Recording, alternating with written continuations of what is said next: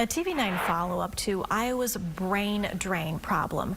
After we reported on college-educated Iowans leaving the state, we heard stories from many of you about Iowans who decided to move back.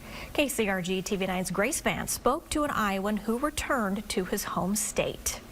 Iowa native Brant Snakenberg left the state nearly 30 years ago.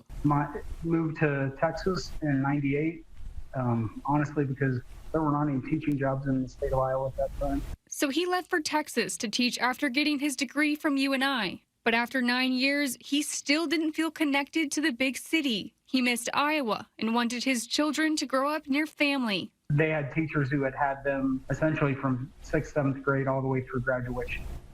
And you don't generally find that in larger districts, and definitely not in larger metropolitan schools like we were at in Houston. He now teaches at Des Moines Public Schools. Snakenberg was part of Iowa's brain drain, but unlike many of the college graduates who leave, he came back. The Iowa-based nonprofit Common Sense Institute says Iowa is seeing population declines from brain drain each year, with foreign immigrants being the primary reason Iowa's overall population is growing at all. Iowa policymakers need to accept the realities around them that they cannot control at the national level. And when I say accept, I mean they need to deal with reality. He says he's hoping to do more research on why people are leaving and what is bringing some back. Cedar Rapids sent out a national survey and found salary, job opportunity, and cost of living were top factors for people considering a move. I am uniquely aware of our young people, leaving the state.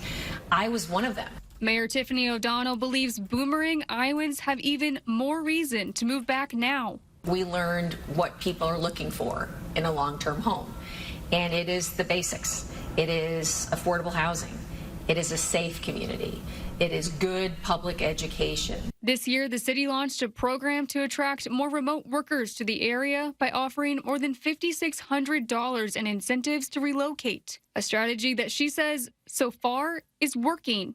In August, the city welcomed its first resident in that program. The city says 5 households have committed to moving to the area. Snakenberg chose to come back to Iowa without that kind of incentive. As I've seen in my career, certain accolades or career aspirations really take a backseat to those less economic rewards and more those rewards that come with less money but come with more personal reward. And believes Native Iowans and newcomers will want to stay once they experience all the state has to offer.